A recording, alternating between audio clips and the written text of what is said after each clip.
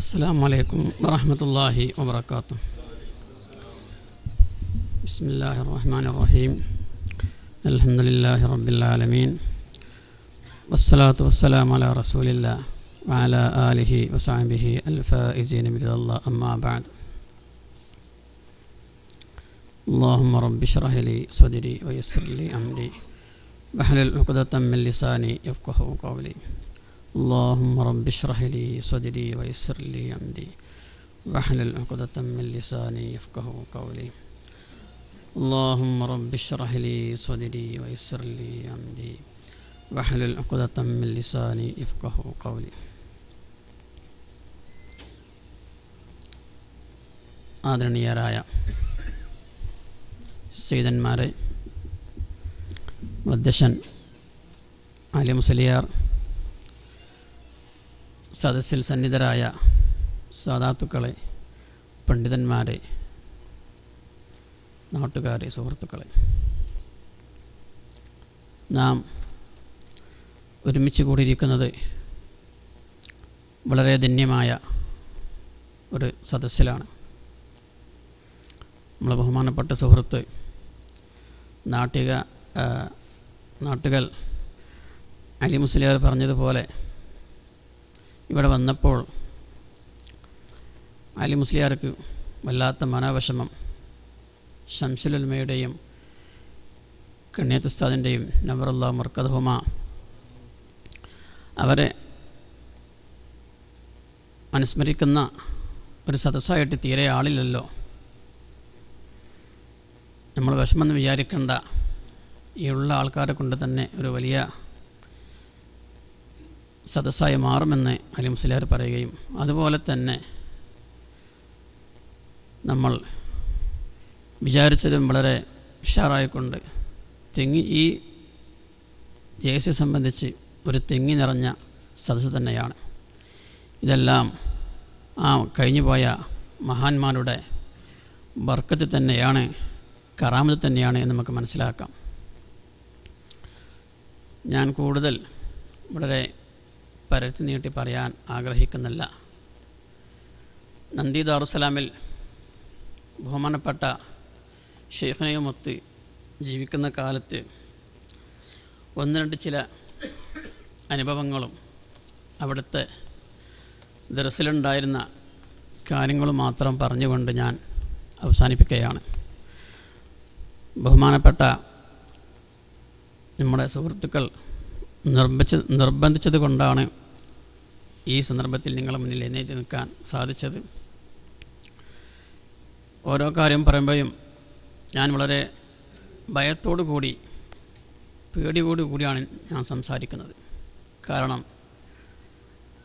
നാം സംസാരിക്കുന്നത് മഹാന്മാരായ, ആരിഫായ, വലിയായ ബഹുമാനപ്പെട്ട ശംസുൽ ഉലമയെ നവറുല്ലാഹ് മർക്കദും അവിടത്തെക്കുറിച്ചാണ്. ശംസുൽ ഉലമയെക്കുറിച്ച് നമ്മൾ സുമാറെന്തെങ്കിലും പറഞ്ഞാൽ ആ ശംസുൽ ഉലമ ആ സന്ദർഭത്തിൽ തന്നെ നമ്മളെ പിടികൂടും.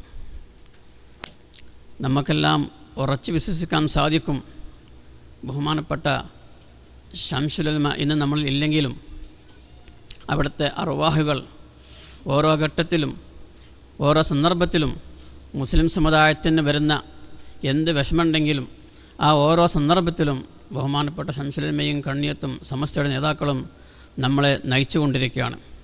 നമുക്ക് വേണ്ട മാർഗനിർദ്ദേശങ്ങൾ ശംസുൽ ഉലമയും കണ്ണിയത്ത് ഉസ്താദ് അവറുകളുമെല്ലാം നമ്മൾക്ക് അപ്പോൾ നൽകി തരികയും അതിന് വേണ്ട നിർദ്ദേശങ്ങൾ നമ്മൾക്ക് നൽകി സമൂഹത്തെ നേരായ പാതയിലൂടെ നയിക്കാൻ അവർ ഇന്നും നമ്മുടെ കൂടെ ഉണ്ട് എന്നുള്ള കാര്യം നമ്മൾക്ക് ഉറപ്പ് തന്നെയാണ്.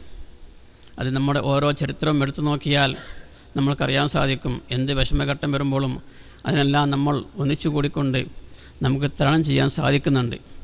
അത് അവരെല്ലാം കറാമത്ത് കൊണ്ടും ബർക്കത്ത് കൊണ്ടും മാത്രമാണ്. ഷെയ്ഖുന നന്ദി ദാറുസ്സലാമിൽ ഉള്ള കാലത്താണ് ഈ വിനീതൻ ഇവിടെ പഠനത്തിന് വേണ്ടി ചെല്ലുന്നത്. 987 എന്നാണ് എൻ്റെ ഓർമ്മ. 987-88 കാലം നിങ്ങൾക്കറിയാം. വളരെ സമസ്തയും മറ്റുമായിക്കൊണ്ട് വളരെ പ്രയാസങ്ങൾ നേരിട്ടുകൊണ്ടിരിക്കുന്ന ഒരു സന്ദർഭമായിരുന്നു. ഈ സന്ദർഭത്തിലാണ് ഈ വിനീതൻ അവിടെ പഠിക്കാൻ വേണ്ടി ചെല്ലുന്നത്. ബഹുമാനപ്പെട്ട ശംസുൽ ഉലമ വലിയായിരുന്നു.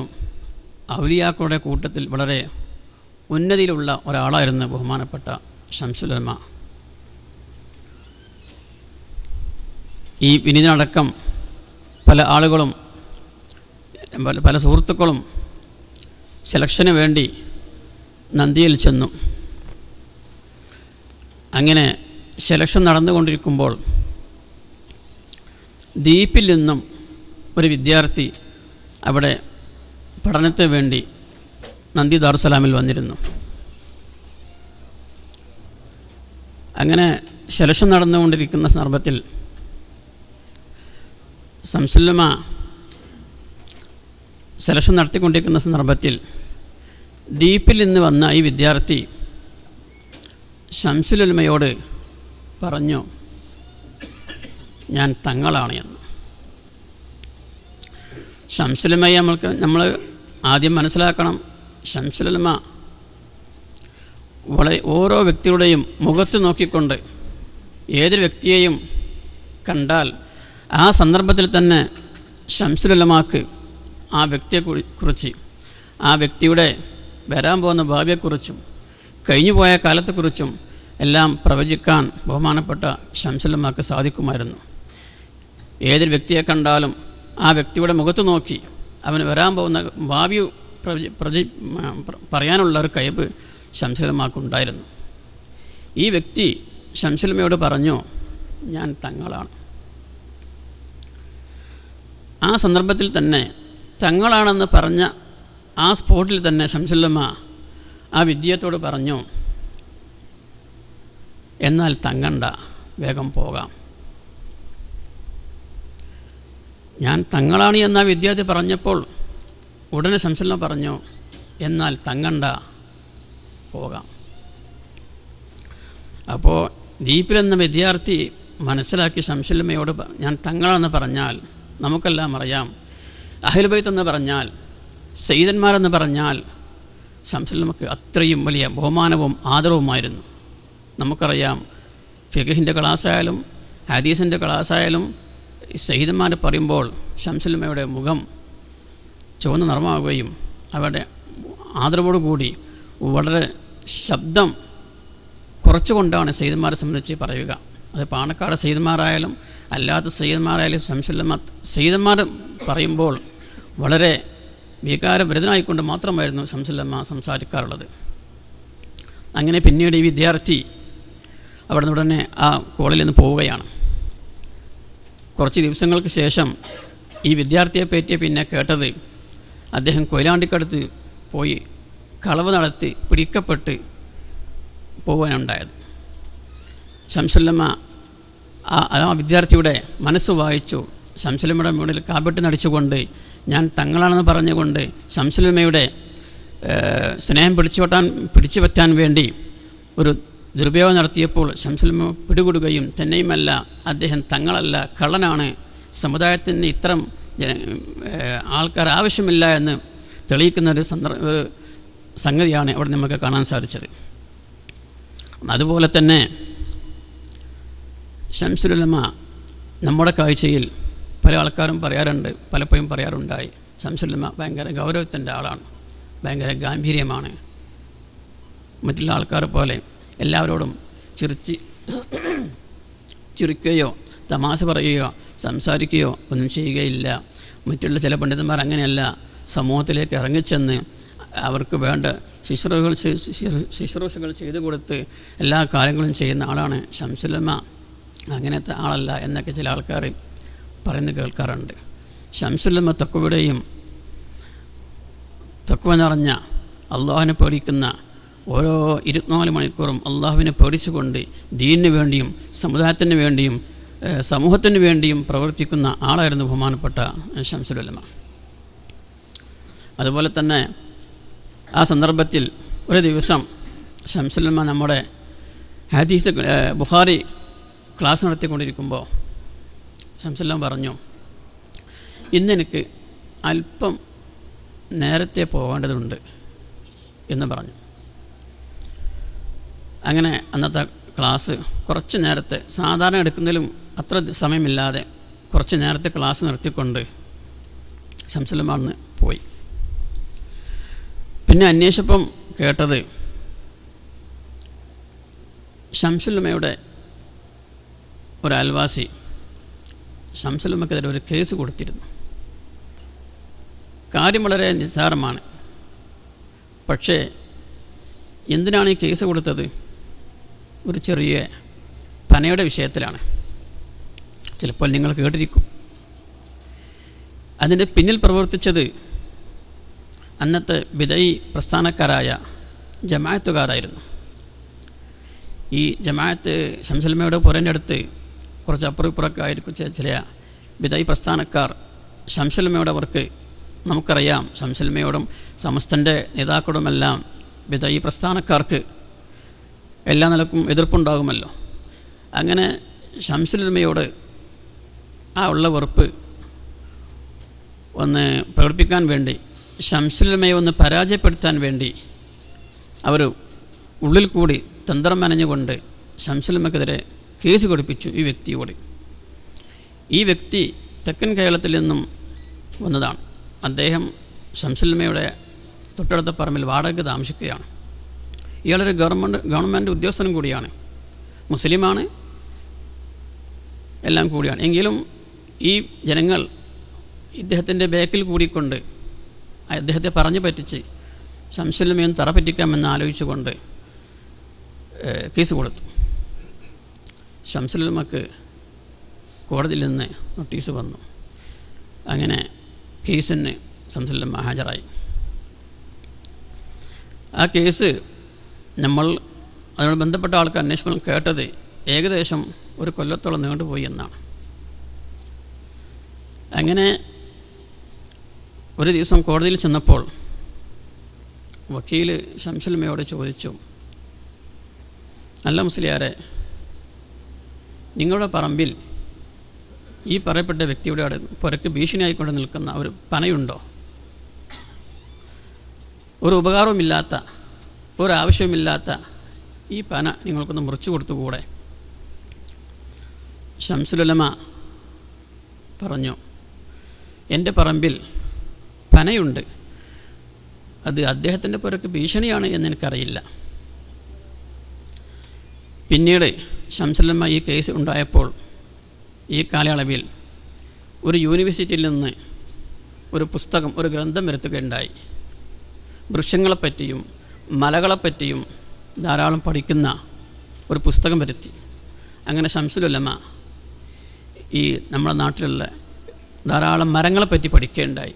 ഈ മരത്തിൻ്റെ ഉപയോഗം എന്താണ്, ഓരോ മരത്തിനും അതിൻ്റെ കാര്യം, എന്തെല്ലാം വിഷയങ്ങൾ അതിലുണ്ട്, അത് ഉപകാരമുള്ളതാണോ ഉപകാരമില്ലാത്തതാണോ, എന്തെങ്കിലും കാര്യം അതിന് ഉണ്ടോ എന്നിവ തുടങ്ങി മലകളെപ്പറ്റിയും ഈ മരങ്ങളെപ്പറ്റിയും ശംസുലുലമ പഠിക്കുകയുണ്ടായി. അങ്ങനെ അവസാനം കേസ് വിധി പറയാനായ സമയത്ത് ശംസുലുലമ വീണ്ടും കോടതിയിൽ ഹാജരായി. ശംസുലുലമ ആ കോടതിയിൽ നിന്ന് വക്കീലിൻ്റെ ചോദ്യത്തിന് സവിസ്തരം വീണ്ടും വക്കീൽ പറഞ്ഞു, മുസ്ലിയാരെ, നിങ്ങൾ ഒരു ഉപകാരമില്ലാത്ത ഈ പന ഒന്ന് മുറിച്ചു കൊടുത്തുകൊണ്ട് നിങ്ങളുടെ അയൽവാസിക്കൊരു സൗകര്യം ചെയ്ത് കൊടുത്തുകൂടെ? അവർ വളരെ പേടിയോട് കൂടിയാണ് അവിടെ താമസിക്കുന്നത്, നിങ്ങൾ ആ പന കാരണം ഒന്ന് സഹകരിച്ചുകൂടെ എന്ന് പറഞ്ഞപ്പോൾ ശംസുലുലമ ആ സന്ദർഭത്തിൽ രേഖാമൂലം ഈ പുസ്തകം ഉയർത്തിപ്പിടിച്ചുകൊണ്ട് കോടതിയെ ശംസുലുലമ ബോധ്യപ്പെടുത്തി. പന എന്ന് പറഞ്ഞ മരം നിങ്ങൾ ഉപകാരമില്ലാത്ത മരമാണെന്ന് പറഞ്ഞല്ലോ, ഒരിക്കലുമല്ല. പനയുടെ വേര്, ധാരാളം വേര്, അത് മരുന്നാണ്. പന കൊലച്ചാൽ അതിൻ്റെ കായ്കനികൾ അതിന് വളരെ ഉപകാരമുണ്ട്. മൃഗങ്ങൾ ഭക്ഷണമാക്കുന്നുണ്ട്, മനുഷ്യർക്കും പല ഉപകാരം അതുകൊണ്ടുണ്ട്. അതിൻ്റെ തണ്ട് കൊണ്ട് വളരെ ഉപകാരമുണ്ട്. പന മുറിച്ചാൽ അതിൻ്റെ ഉള്ളിൽ ഈ പൊടിയെടുത്താൽ ജനങ്ങൾക്ക് ഭക്ഷണമായി ഉപയോഗിക്കാൻ സാധിക്കും. ജനങ്ങൾക്ക് ഭക്ഷണമാക്കാറുണ്ട്. അങ്ങനെ പന ഒരു ഉപയോഗമില്ലാത്ത മരമല്ല, ധാരാളം ഗുണങ്ങളുള്ള, എല്ലാ നിലക്കും മനുഷ്യർക്കും അല്ലാത്തവർക്കും ഉപകാരപ്രദപ്പെട്ട ഒരു മരമാണ് പന എന്ന് ശംസുലമ്മ കോടതിയുടെ മുമ്പാകെ സമർത്ഥിക്കുകയുണ്ടായി. ഈ സമർത്ഥനം കേട്ടപ്പോൾ കോടതി അവിടുന്ന് വിധിക്കുകയുണ്ടായി. ഈ പന എന്ന് പറഞ്ഞ മരം ഉപകാരം ഇല്ലാത്ത മരമല്ല, ഉപകാരമുള്ള മരമാണ്. അതൊരിക്കലും ഭീഷണിയല്ല, ജനങ്ങൾക്ക് എല്ലാ നിലക്കും വേണ്ടപ്പെട്ട മരമാണ് എന്ന് പറയുകയും കോടതി ആ കേസ് തള്ളുകയാണ് ചെയ്തത്. അത് ഒരു ഭീഷണിയല്ല എന്ന് പറഞ്ഞുകൊണ്ട് അവിടുന്ന് ആ മറ്റേ വ്യക്തി പരാജയപ്പെട്ടു. അപ്പോൾ ഇതിൻ്റെ വേക്കിൽ പ്രവർത്തിച്ചത് ഈ കൂടതന്ത്രമായിരുന്നു.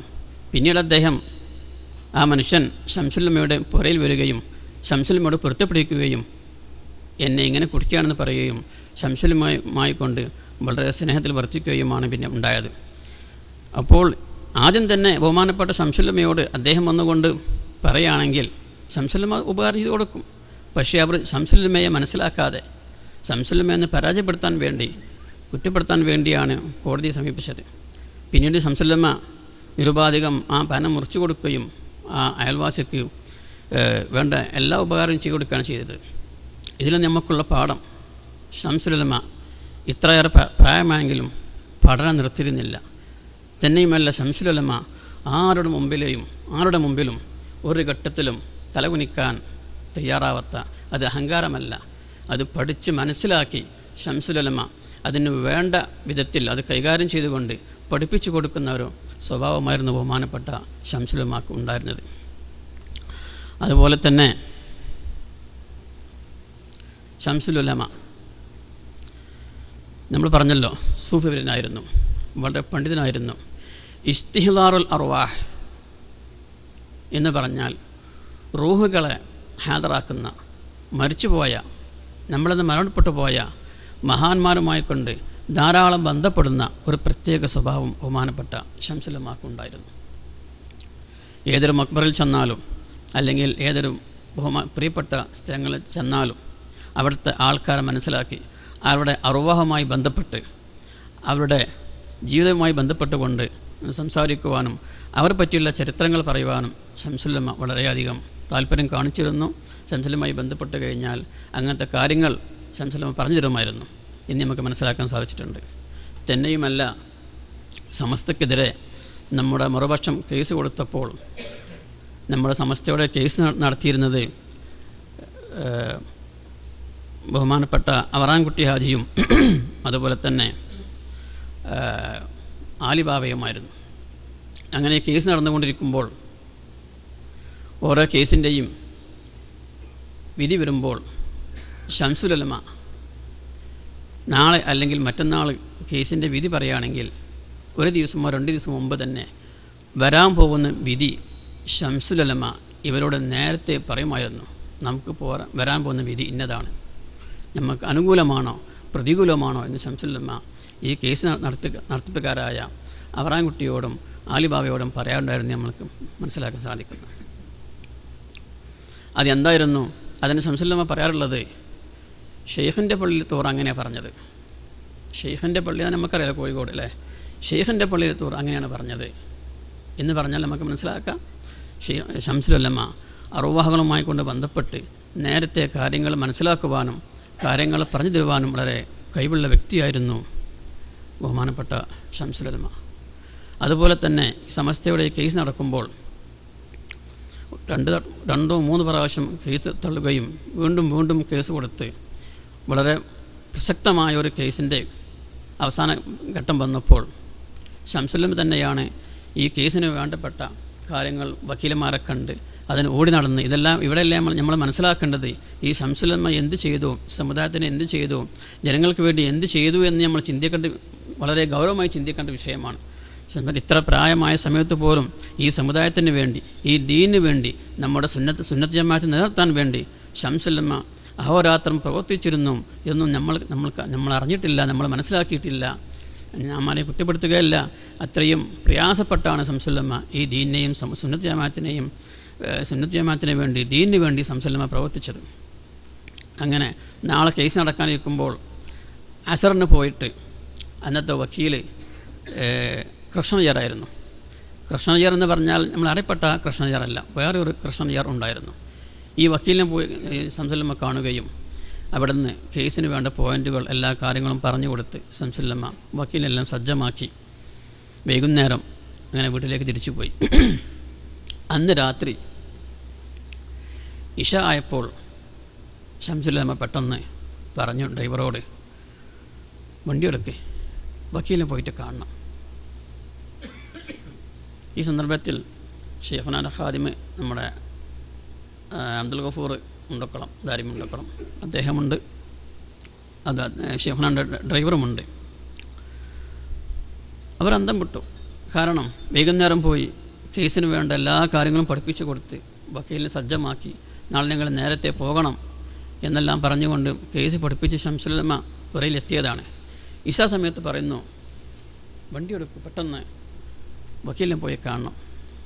ഇവരെല്ലാം വിചാരിച്ചു എന്തെങ്കിലും വല്ല പോയിൻസുകളോ വല്ല പ്രത്യേകിച്ച് വല്ല കുറിപ്പുകളോ പറഞ്ഞു കൊടുക്കാനായിരിക്കും എന്ന് ഇവർ ധരിക്കുകയുണ്ടായി.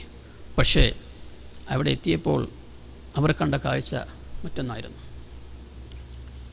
ഈ വക്കീലിന് കൃഷ്ണയ്യർക്ക് അനങ്ങാൻ സാധിക്കുന്നില്ല.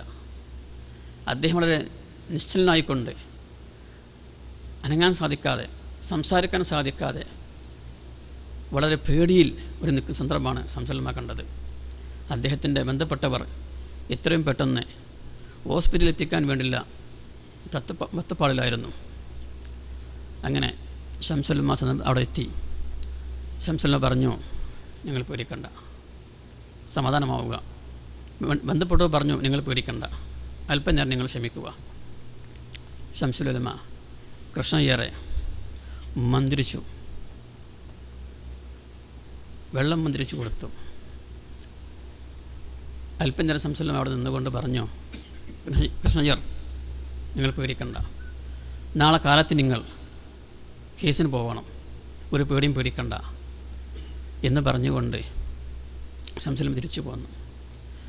അദ്ദേഹത്തിന് ശംസുല്ലമ്മ വേണ്ടപ്പെട്ട എല്ലാ ചികിത്സകളും ചെയ്തു കൊടുത്ത് അദ്ദേഹം വളരെ ഉഷാറായി പിറ്റേന്ന് രാവിലെ കേസ് നടത്തുകയും ശംസുല്ലമ്മ വരാൻ പോകുന്ന കേസിൻ്റെ വിധി ഇവരോട് പറയുകയും ചെയ്തു. അപ്പോൾ എന്താണ് ശംസുല്ലമ്മ ആ പെട്ടെന്ന് ആ സന്ദർഭത്തിൽ അവിടെ പോകാൻ കാരണം? ആരാണ് ശംസുല്ലമ്മക്ക് ഈ കാര്യങ്ങളെല്ലാം പറഞ്ഞു കൊടുത്തത്? അസറിന് കേസ് പഠിപ്പിച്ച് കൊടുത്ത് തിരിച്ചു വന്ന ശംസുല്ലമ്മക്ക് ഇശ ആയപ്പോൾ ഈ വക്കീലിന് സുഖമില്ല എന്നുള്ള കാര്യം പറഞ്ഞു കൊടുത്തത് ആരാണ്? അറുവാഹുകൾ, മശായിഖന്മാർ, അവരുമായുള്ള അറുവാഹുമായുള്ള ബന്ധമായിരുന്നു. ശംസുല്ലമ്മക്ക് ഇതുപോലത്തെ കാര്യങ്ങൾ എപ്പോഴും ഗ്രഹിക്കാൻ സാധിച്ചുമായിരുന്നു. പക്ഷേ നമ്മളാരും വേണ്ടത്ര വിധത്തിൽ ഈ പറയുന്ന ഞാനടക്കം എന്തായിട്ടില്ല, ശംസുല്ലമ്മയെ മനസ്സിലാക്കാൻ നമുക്ക് സാധിച്ചിരുന്നില്ല. ഓരോ വിദ്യാർത്ഥികളും ശംസുല്ലമ്മയെ കാണുമ്പോൾ നമ്മൾക്ക് വളരെ പേടി തോന്നാറുണ്ട്. പക്ഷേ ശംസുല്ലമ്മയെ നമ്മൾ അടുത്ത് ചെന്നാൽ ചെറിയ കുട്ടികളെ പോലെയായിരുന്നു. വളരെ ലോല ഹൃദയമുള്ള, വളരെ സ്നേഹിക്കുന്ന സ്വഭാവമായിരുന്നു ശംസുല്ലമ്മക്കുള്ളത്. പക്ഷേ നമ്മൾ ദൂരത്തുനിന്ന് നോക്കിയാൽ ശംസുല്ലമ്മ ഗാംഭീര്യത്തിൻ്റെയും പേടിയുടെയും ഒരു കോലമായിരുന്നു. അള്ളാഹുവിനെ പേടിച്ചുകൊണ്ട് നമുക്കറിയാം, നന്ദിയിൽ നമ്മൾ താമസിക്കുമ്പോൾ ശംസുല്ലമ്മ കോളേജിൽ വന്നാൽ കോളേജ് വളരെ ശാന്തമായിരിക്കും.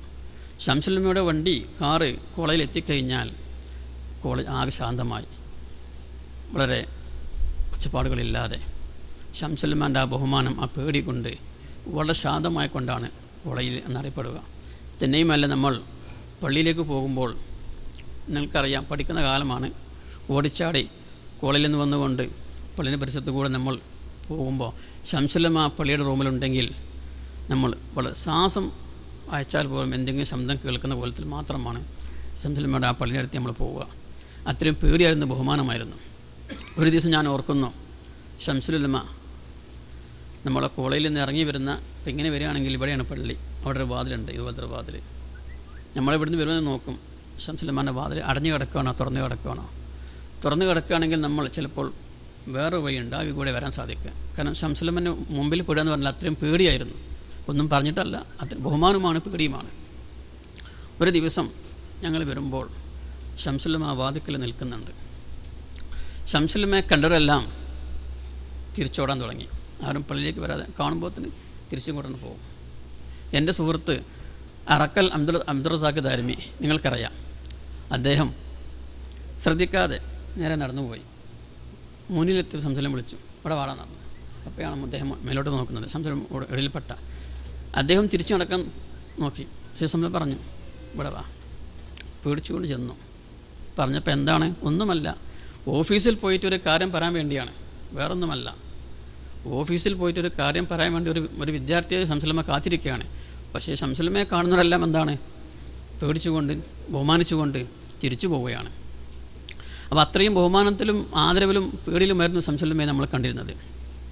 അതുപോലെ തന്നെ വേറെ സന്ദർഭത്തിൽ ശംസുലമ്മ നമ്മോട് പങ്കുവെക്കുകയുണ്ടായ ഒരു യാത്രയിൽ ശംസുലമ്മയെ പരാജയപ്പെടുത്താൻ വേണ്ടി, ശംസുലമ്മയെ ഉത്തരം മുട്ടിക്കാൻ വേണ്ടി ഒരു പാതിരി ഒരു ചോദ്യം ചോദിക്കുകയുണ്ടായി. എന്താണ് ചോദ്യം? ശംസുലമ്മയെ ഉത്തരം മുട്ടിക്കാൻ വേണ്ടിയാണ് ഇദ്ദേഹം ചോദിക്കുന്നത്. ഒരു യാത്രയിലാണ്. നമ്മളെല്ലാം വളരെ ചുരുക്കിയാണ് പറഞ്ഞത്. നമുക്ക് നിസ്കാരം നടക്കാനുണ്ട്, ജനങ്ങൾക്ക് പോകേണ്ടതുണ്ട്. അതുകൊണ്ട് വളരെ ചുരുക്കിയാണ് എല്ലാ കാര്യങ്ങളും പറയുന്നത്. ഒരു 1/4 മണിക്കൂർ എല്ലാവരും ശ്രമിച്ചിരിക്കുക. ഈ പാതിരി ചോദിച്ചു, അന്ത്യപ്രവാചകൻ മുഹമ്മദ് മുസ്തഫ സല്ലല്ലാഹു അലൈഹി വസല്ലം അള്ളാഹുവിൻ്റെ അവസാനത്തെ പ്രവാചകനാണല്ലോ. എല്ലാ നിലക്കും അള്ളാഹുമായി കൊണ്ട് സാമീപ്യമുള്ള ബന്ധമുള്ള ഇസ്രാ മിറാജുമെല്ലാം നടത്തിയ, അള്ളാഹുമായി കൊണ്ട് നേരിട്ട് പോയി കാണാൻ സാധിക്കുന്ന പ്രവാചകനാണല്ലോ നിങ്ങളുടെ അന്ത്യപ്രവാചകൻ മുഹമ്മദ് മുസ്തഫ സല്ലല്ലാഹു അലൈഹി വസല്ലം അല്ലേ? ശംസുലമ്മ പറഞ്ഞു, അതെ. എന്നാൽ എന്തുകൊണ്ടാണ് ശംസുലമ്മയുടെ പേരക്കുട്ടിയായ യസീദ് വളരെ നിഷ്ഠുരമായി വധിക്കപ്പെട്ട ആ പേരക്കുട്ടിയെ വധിച്ചപ്പോൾ എന്തുകൊണ്ട് അന്ത്യപ്രവാചകൻ മുഹമ്മദ് മുസ്തഫ സല്ലല്ലാഹു അലൈഹി വസല്ലം തങ്ങൾ അള്ളാഹുവിനെ നേരിൽ കണ്ടുകൊണ്ട് യസീദ് ആ കുട്ടിയെ വധിക്കുന്നത് എന്തുകൊണ്ട് തടയാൻ സാധിച്ചില്ല? നിങ്ങളുടെ പ്രവാചകൻ എന്തുകൊണ്ട് തടയാൻ സാധിച്ചില്ല? ഇത്രയും അടുപ്പമുള്ള പ്രവാചകന് അദ്ദേഹത്തിൻ്റെ ഏറ്റവും പ്രിയപ്പെട്ട ആ പേരക്കുഞ്ഞിനെ നിഷ്ഠൂരമായി യസീദ് വധിച്ചപ്പോൾ നിങ്ങൾക്കൊന്ന് അള്ളാഹുവിനോട് ശഫാഅത്ത് ചെയ്തുകൊണ്ട് ആ കുഞ്ഞിനെ കൊല്ലുന്നില്ലെന്ന് തടഞ്ഞുകൂടായിരുന്നോ എന്ന് പാതിരി ചോദിക്കുകയുണ്ടായി. നമ്മളാണെങ്കിൽ പേടിക്കൂലേ? എന്തുത്തരം പറയും? കുഴക്കുന്ന ചോദ്യമല്ലേ? ശംസുലമ്മ ഉടനെ തന്നെ ബുദ്ധിശക്തിയുടെ കേന്ദ്രമായ ആരിഫായ, ആരുടെ മുമ്പിലും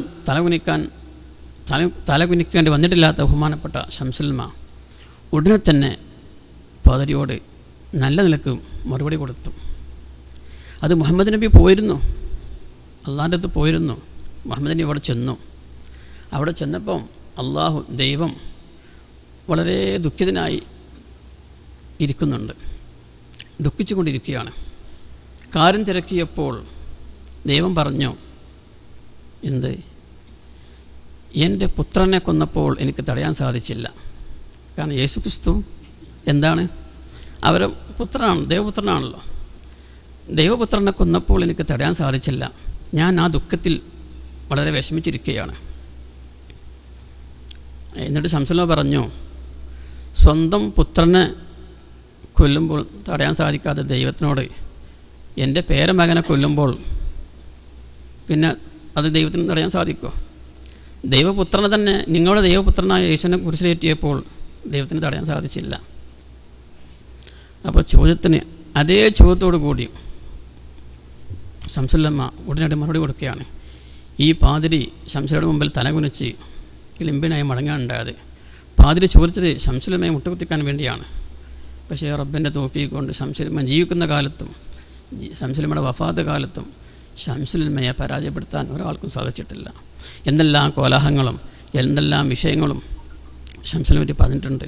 പക്ഷേ ശംസുലമ്മയുടെ നേരെ ഒരു നിലക്കും ആർക്കും ഒന്നും ഇതുവരെ ചെയ്യാൻ സാധിച്ചിട്ടില്ല. ശംസുലമ്മ അന്ന് പറഞ്ഞത് ബുഹിത്തല്ലദീ കഫർ എന്നാണ് ശംസുലമ്മ പറഞ്ഞത്. ബുഹിത്തല്ലദീ കഫർ, സത്യനിഷേധികൾ പരാജയപ്പെട്ടു, അമ്പയെ അവൻ പരാജയപ്പെട്ടു എന്നാണ് ശംസുലമ്മ അവനെ പ്രസംഗിച്ച് പറഞ്ഞത്. ബുഹിത്തല്ലദീ കഫർ. ഇതുപോലെ തന്നെ ശംസുലുലമ ഇസ്മത്തിൻ്റെ കാര്യത്തിൽ അമ്പിയാക്കൾ പാപ സുരക്ഷിതരാണ്. ഒരു കാരണവശാലും അമ്പിയാക്കൾ പാപം ചെയ്തവരല്ല. ഒരു പാപകാര്യവും അവരിലേക്ക് ചേർത്തി പറയാൻ പാടില്ല. സുരക്ഷിതരാണ്. എല്ലാ അമ്പിയാക്കളും മഅസൂമുകളാണ്. അവരെപ്പറ്റി ഒരു കാര്യവും പറയാൻ പാടില്ല. അവരിലേക്കൊരു മോശപ്പെട്ട ഒരു കാര്യവും ചേർക്കാൻ സാധ്യമല്ല. അവരത്രയും പാപസുരക്ഷിതരാണ് എന്നാണ് ബഹുമാനപ്പെട്ട ശംസുൽ എല്ലാ ഹദീസിൻ്റെ വിഷയങ്ങളിലും എല്ലാ കിതാബ് കൊടുക്കുമ്പോൾ നമ്മൾക്ക് പറഞ്ഞു തന്നിരുന്നത്. ഓരോ പ്രവാചകന്മാരിലേക്കും ഒരു മോശമായ കാര്യങ്ങളും ചേർക്കാൻ പാടില്ല. അവർ സുരക്ഷിതരാണ്. ബാഹ്യമായി നമ്മൾ വല്ല കാര്യങ്ങളും പറയുകയാണെങ്കിൽ പോലും ശംസുൽ അതിനെ വ്യാഖ്യാനിച്ച് വ്യക്തമായി നമുക്ക് മനസ്സിലാക്കി തരും. ഉദാഹരണത്തിന് നമ്മൾക്ക് കാണാം സൂറത്ത് യൂസുഫ്. നമുക്കെല്ലാം അറിയുന്ന ചരിത്രമാണ്. ബഹുമാനപ്പെട്ട യൂസുഫ് നബി അലൈഹി ഇസ്ലാം. യൂസുഫ് നബി അലൈഹി ഇസ്ലാമിൻ്റെ ജീവിതകാലത്ത് വളരെ പ്രയാസങ്ങളും ബുദ്ധിമുട്ടുകളും സഹിച്ച ഒരു പ്രവാചകനാണ് ബഹുമാനപ്പെട്ട യൂസുഫ് നബി അലൈഹി ഇസ്ലാം. യാക്കൂബ് നബിക്ക് വളരെ സ്നേഹമുള്ള പുത്രനായിരുന്നു യൂസുഫ് നബി അലൈഹി ഇസ്ലാം. ഈ ചരിത്രം നമുക്കെല്ലാം അറിയാം. വളരെ വിഷമഘട്ടങ്ങളും കഴിഞ്ഞ് കിണറ്റിൽ ഇട്ടു. അവിടെ നിന്നെല്ലാം എടുത്തുകൊണ്ടുപോയി മിസ്രിലെത്തി, കൊട്ടാരത്തിൽ അവിടെ ജീവിക്കുകയുണ്ടായി. ഈ സന്ദർഭത്തിൽ രാജ്ഞി ബഹുമാനപ്പെട്ട യൂസുഫ് നബി ഇസ്ലാമിനെ വശീകരിക്കാൻ വേണ്ടി, പാട്ടിലാക്കാൻ വേണ്ടി തുനിയുകയും അവിടെ നിന്ന് പേടിച്ചോടിയ സംഭവമെല്ലാം നിങ്ങൾക്കെല്ലാം അറിയാം. അവിടെ പരിശുദ്ധ ഖുർആൻ പറയുന്നുണ്ട്, വലഖദ് ഹമ്മത് ബിഹി വഹമ്മ ബിഹ. നമുക്കറിയാം ഈ ആയത്ത് വന്ന സ്ഥലത്ത് നമ്മുടെ സദസ്സിൽ നിന്ന് ഒരാൾ ചോദിച്ചു, ഹമ്മത്ത് ബിഹി വഹമ്മ ബിഹ. സുലൈഖ യൂസുഫിനെ സംബന്ധിച്ചും മനസ്സിൽ പല കാര്യങ്ങളും കരുതി. വഹമ്മ ബിഹ ബഹുമാനപ്പെട്ട യൂസുഫ് നബി അലൈഹി സ്വലാമും എന്തെല്ലോ കാര്യങ്ങളെല്ലാം കരുതി. നമ്മൾ സാധാരണ മനസ്സിലാക്കും, എന്ത് സുന്ദരിയായ ഈ സുലൈഖയെ ഒന്ന് പാട്ടിലാക്കാൻ വേണ്ടിയായിരിക്കാം ബഹുമാനപ്പെട്ട യൂസുഫ് നബിയെ കരുതിയെന്ന് നമ്മൾ ധരിച്ചിരിക്കും. അതാണ് ചോദ്യത്തിൻ്റെ ആകത്തുക. വഹമ്മ ബിഹ എന്ന് പറഞ്ഞപ്പോൾ ക്ലാസ്സിൽ നിന്നൊരു വിദ്യാർത്ഥി ചോദിച്ചു, വഹമ്മ ബിഹ എന്ന് പറഞ്ഞില്ലേ, യൂസുഫ് നബിയും കരുതിയില്ലേ എന്ന് ചോദിച്ചു. ഉടനെ ശംസുൽ ചോദിച്ചു, എന്താടാ വഹമ്മ ബിഹ എന്ന് പറഞ്ഞാൽ എന്താണ് എൻ്റെ മാന? നീ എന്താ മനസ്സിലാക്കിയത്? വഹമ്മ ബിഹ എന്ന് പറഞ്ഞാൽ അതിൻ്റെ മാന എന്താണ്? ചോദ്യകർത്താവ് മിണ്ടിയില്ല. അല്പം നേരം മിണ്ടാതിരുന്നു. അപ്പോൾ ശംസുൽ പറഞ്ഞു, വഹമ്മ ബിഹ എന്ന് പറഞ്ഞാൽ നിങ്ങൾ ഉദ്ദേശിച്ച പോലെയല്ല. അങ്ങനെ ബഹുമാനപ്പെട്ട യൂസുഫ് നബി അങ്ങനത്തെ ഒരു വിഷയം അവിടെ കരുതിയിട്ടില്ല. യൂസുഫ് നബി കരുതിയത് വഹമ്മ ബിഹ, അവളെ കൊണ്ട് കരുതിയെന്ന് പറഞ്ഞാൽ എന്താണ് കരുതിയത്? ഈ പെണ്ണ് എന്താണ് എന്നെ ശല്യപ്പെടുത്തുന്നത്? ഇവളെ അടിച്ചു കൊല്ലണം എന്നാണ് ബഹുമാനപ്പെട്ട യൂസുഫ് നബി കരുതിയത്. അല്ലാതെ അവളെ പാട്ടിലാക്കണമെന്ന് യൂസുഫ് നബി കരുതിയിട്ടില്ല എന്നാണ് ആ മേന. കാരണം പ്രവാചകന്മാർ എല്ലാവരും പാപസുരക്ഷിതരാണ്. അവരുടെ നുബുവത്തിന് മുമ്പും നുബുവത്തിന് ശേഷവും ചെറുപ്രായത്തിൽ പോലും അവരുടെ ഭാഗത്തിൽ നിന്ന് ഒരു വിഷയത്തിലും ഒരു പാപവും ഉണ്ടാവുകയില്ല. വഹമ്മ ബിഹ എന്ന് പറഞ്ഞാൽ അവളെ അടിച്ചു കൊല്ലണം. അപ്പോൾ എന്തിനാണ് അവളെ എൻ്റെ ബാക്കിൽ കൂടെ എന്നെ ഷീപ്പാക്കുന്നത് എന്നാണ് യൂസുഫ് നബി കരുതിയത് എന്ന് പറഞ്ഞു. ശംസുൽ ഒന്ന് പൊട്ടിച്ചിരിച്ചു. ശംസുൽ ഗ്ലാസ് വളരെ ഗൗരവമേറിയായിരിക്കും. ചില സന്ദർഭത്തിൽ ശംസുൽ ചിരിക്കും, കുലുങ്ങി ചിരിക്കും. എന്നിട്ട് പറഞ്ഞു, ഇനി നിങ്ങൾ മനസ്സിലാക്കും ഞാനിപ്പോൾ അത് എൻ്റെ സ്വന്തം അഭിപ്രായം പറഞ്ഞതാണ് എന്ന് നിങ്ങൾ മനസ്സിലാക്കും. അല്ല, ഇമാം ഷാറാനി അദ്ദേഹത്തിൻ്റെ കിതാബിൽ ഈ സംഗതി പറഞ്ഞിട്ടുണ്ട്. ഇങ്ങനെയാണ് പറഞ്ഞത്. അപ്പോൾ എന്താണ്, പ്രവാചകന്മാർ സുരക്ഷിതരാണ്. അവർ ഒരു കാരണവശാലും അവരുടെ ഭാഗത്ത് നിന്ന് ഒരു കുറ്റമോ മനസ്സിലൊരു ദുഷിച്ച ചിന്ത പോലും പ്രവാചകന്മാരിൽ വരികയില്ല എന്നാണ് ശംസുൽ നമ്മളെ പഠിപ്പിച്ചത്. അതുപോലെ തന്നെ ഐദിൽ യാ മുഹമ്മദ്, ഒരു പ്രാവശ്യം ഒരു അറാബി വന്നുകൊണ്ട് പ്രവാചകനോട് ഐദിൽ യാ മുഹമ്മദ് നീ നീതി ചെയ്യണം, നീതി പ്രവർത്തിക്കണമെന്ന് പറഞ്ഞല്ലോ. ചരിത്രം എല്ലാം നമുക്കറിയാം. ആ സന്ദർഭത്തിൽ ഉമർ ഖത്താബ് അദ്ദേഹത്തെ വധിക്കാൻ വേണ്ടി ആവശ്യപ്പെടുകയും റസൂലുള്ളാ തടയുകയും ചെയ്തു. റസൂലുള്ളാ പറഞ്ഞു, വേണ്ട ഉമറെ, അദ്ദേഹത്തെ വിടൂ. ശംസുൽ പറഞ്ഞു, ആ വ്യക്തിയുടെ പരമ്പരയിൽ നിന്ന് ഇവിടെ കുറേ ഖുർആൻ പഠിച്ച ആളുകൾ വരും. അവൻ്റെ പരമ്പരയിൽ നിന്ന് കുറേ ഖുർആൻ പഠിച്ച ആളുകൾ വരും. ഖുർആൻ അവരെ ഉള്ളിലേക്ക് ഇറങ്ങിയിട്ടുണ്ടാവില്ല. അവർ ഖുർആൻ പഠിച്ചിരിക്കും, പക്ഷേ ആ ഖുർആൻ്റെ ഉപയോഗം അവനുള്ളിലേക്ക് ഇറങ്ങാതിരിക്കുകയും അങ്ങനത്തെ കുറേ ആൾക്കാർ ഇവിടെ വരാനുണ്ട്, അതുകൊണ്ട് അവനെ വിട്ടേക്കൂ, അവനെ കൊല്ലണ്ട എന്ന് റസൂലുള്ളാഹി പറഞ്ഞു. അവൻ്റെ പേര് ദുൽ ഹുവൈസ്റത്ത് എന്നാണ് ആ വ്യക്തിയുടെ പേര്. ഈ ദുൽ ഹുവൈസ്റത്തിൻ്റെ 16ാമത്തെ പരമ്പരയിൽപ്പെട്ട ആളാണ് മുഹമ്മദ് ബിൻ അബ്ദുൽ വഹാബ്. ഈ വ്യക്തി തന്നെയാണ് അന്ന് റസൂലുള്ളാഹിൻ്റെ പള്ളിയിൽ നിന്ന് മൂത്രമൊഴിച്ച ആളും ഈ വ്യക്തി തന്നെയായിരുന്നു.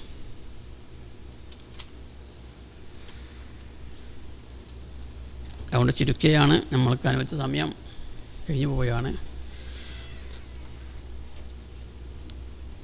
ഈ 16ാമത്തെ ആളിൽപ്പെട്ട വ്യക്തിയാണ് മുഹമ്മദ് ബിൻ അബ്ദുൽ വഹാബ്. അദ്ദേഹത്തിൻ്റെ പിൻഗാമികളാണ് ഇന്നുള്ള എല്ലാ ആൾക്കാരും.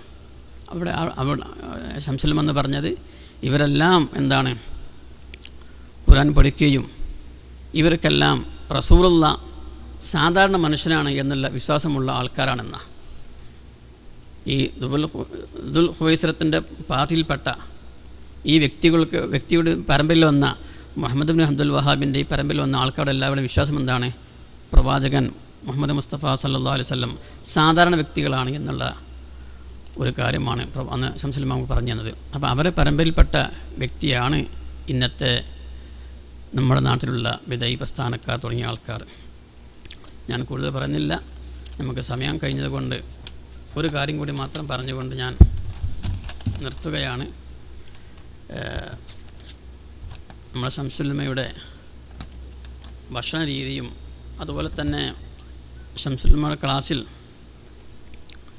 ധാരാളം മക്കം ഫത്തിനെ സംബന്ധിച്ച് വളരെ ചൂടേറിയ ചർച്ച ശംസുൽ ഉലമ നടത്താറുണ്ടായിരുന്നു. ഇന്ന ഫതഹ്നാ ലക ഫതഹൻ മുബീന ലിയഗ്ഫിറ ലക അല്ലാഹു മാ തഖദ്ദമ മിൻ ദംബിക വമാ തഅഖർ എന്ന് പറഞ്ഞ സ്ഥലത്ത് വളരെ ഒരു വലിയ ചർച്ച ശംസുൽ ഉലമ നടത്തിയിരുന്നു. ശംസുൽ ഉലമ ചോദിക്കാറുണ്ട്, മക്കം ഫതഹും പ്രവാചകൻ്റെ പാപം പൊറുക്കലും എന്ത് ബന്ധമുള്ളത്? പ്രവാചകൻ്റെ പാപം പൊറുക്കാൻ എന്താണ് മക്കം ഫതഹ്? ഖുർആൻ പറഞ്ഞത് അങ്ങനെയാണല്ലോ, നിങ്ങൾക്ക് മത്തം നമ്മൾ കീഴടക്കി തന്നു, വിജയിപ്പിച്ചു തന്നു. ലിയഗ്ഫിറ ലക അല്ലാഹു മാ തഖദ്ദമ മിൻ ദംബിക വമാ തഅഖർ, നിങ്ങളെ പാപം പൊറുക്കാൻ വേണ്ടി. ചുരുക്കിയാണ് പറഞ്ഞത്, വളരെ വിശദമായി പറയേണ്ട സ്ഥലമാണ്, ചുരുക്കി ഞാൻ പറയാണ്. സംശയം ചോദിക്കും, എന്ത് ബന്ധമാണുള്ളത്? എന്തിനാണ് മക്കം ഫതഹ് കൊടുത്തത്? റസൂലുള്ളാഹിൻ്റെ പാപം പൊറുക്കാൻ മക്കം ഫത്തിൻ്റെ ആവശ്യമുണ്ടോ? സംശയം പഠിപ്പിച്ചു, ലിയഗ്ഫിറ എന്ന് പറഞ്ഞാൽ അവിടുത്തെ മാന സത്തറ എന്നാണ്, മറക്കുക. അപ്പോൾ ലിയഗ്ഫിറ എന്ന് പറഞ്ഞാൽ പ്രവാചകനെ പറ്റി, മുത്ത് മുഹമ്മദ് മുസ്തഫ സല്ലല്ലാഹു അലൈഹി വസല്ലം തങ്ങളെ പറ്റി മറക്കാൻ വേണ്ടി. എന്ത് മറക്കാൻ വേണ്ടി? ശംസുൽ ഉലമ പറഞ്ഞു, ഈ മക്കം ഫത്ഹ് ഉണ്ടായിട്ടില്ലെങ്കിൽ, ഈ മക്കം ഫത്ഹ് അല്ലാഹു തആല നൽകിയിട്ടില്ലെങ്കിൽ ഒരു ശരിയായ ഇസ്ലാമിക ഭരണരൂപം ഉണ്ടാവുകയില്ല. മുസ്ലിങ്ങളുണ്ടെങ്കിലും മക്കയിലും പരിസരത്തും റസൂലുള്ളാഹിന് മുമ്പുള്ള ജാഹിലിയ്യ കാലത്തുള്ള കാര്യങ്ങളും അതുപോലെ തന്നെ റസൂലിന് ശേഷമുള്ള പല ആചാരങ്ങളും പല അനുഷ്ഠാന കർമ്മങ്ങളും അങ്ങിങ്ങായി ഉണ്ടായിരിക്കും. ഈ മക്കം ഫത്ഹോട് കൂടി അതെല്ലാം തുടച്ചു മാറ്റി.